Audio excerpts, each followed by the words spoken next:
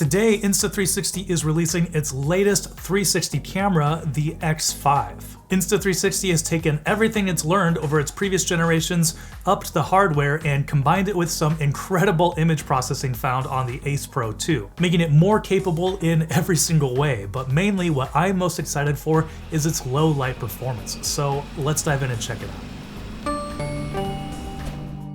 Hey everybody, in its base form, the X5 looks and operates just like the previous generation X4, but it's better in every single way. It has a bigger battery, larger sensors, can record in higher resolution in more lighting conditions, and has replaceable lenses for improved durability, so you don't have to worry about taking this into dangerous situations. You can just replace the lenses if they get scratched. And the camera itself is coming in at $550, but there is an essentials package for $660 that comes with some nice additions like an extra battery, a selfie stick, a quick charging case, some extra lens covers, and so some really nice features that make it a little bit more usable right out of the box. So here, let's run through some of the quick specs. Max resolution is still the 8K 30 FPS, or you can also do 5.7K 60 FPS in the active HDR mode. It weighs 200 grams.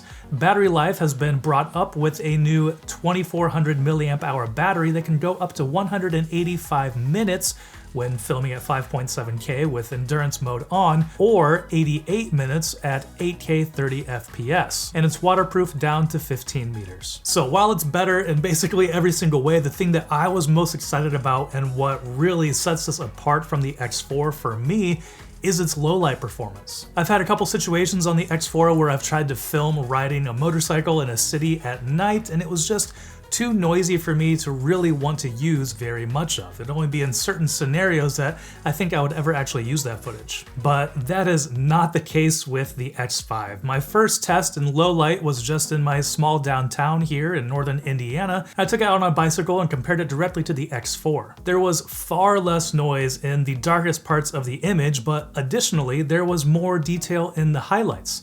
And not to mention that when recording at night, the X4 recommends filming at 5.7K, so you aren't even getting the full max resolution that camera can capture at. So with that in mind, and to really test the low light performance here, I took a motorcycle to downtown Chicago at 3 a.m. when the streets are nearly empty and you can kind of get endless green lights, and drove around and captured some pretty incredible views with the Insta360 X5.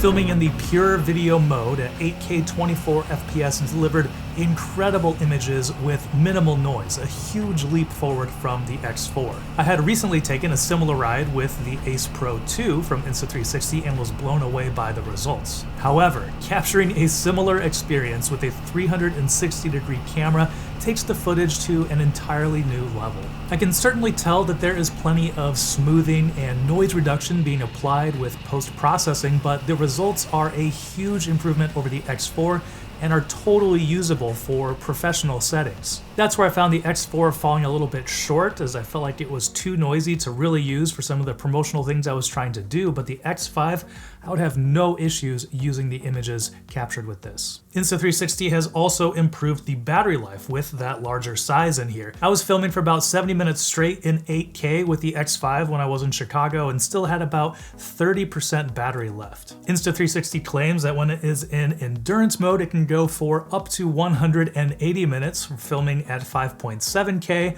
and they also claim 88 minutes when filming at 8K 30 FPS. That's a huge improvement over the X4. When I took this to Chicago, I was ready with an extra battery to swap it out, and that time never came. I was really surprised by how long this thing was able to record. And in addition to improving the hardware, I do think that Insta360 continues to be one of the easiest ways to get quick clips that you can easily share through the Insta360 app on a mobile device or the Insta360 Studio on a desktop or laptop. There are templates and AI-powered tools that analyze footage and grab highlights for quick, eye-catching reels. Of course, you can fully control the footage from a mobile app or the Insta360 Studio on a desktop app, but if you just want a quick edit for social media, the tools in here are so easy to use. So Insta360 has really taken the 360 camera to the next level with the X5. You know, before I was hesitant to use these at night, but now I was blown away by what this can do in low light conditions. Also increasing the battery life, you know, that's always a good thing, and making it more durable by being able to replace the lenses on here is also a huge feature, so you don't feel like you have to, you know, put a bunch of crazy covers on here or not take the 360 camera because you're worried about breaking it. So this really is changing the name of the game for me and making it even more usable when I am riding motorcycles. So what do you think about the X5? Is it a huge improvement over the X4? For me personally, I believe it is, mainly because of that low light performance. Let me know what you think about it down in the comments below. And thanks for watching. If you enjoyed this video, please give it a thumbs up so others can find it easier and consider subscribing. I'm Jordan with 9to5Mac.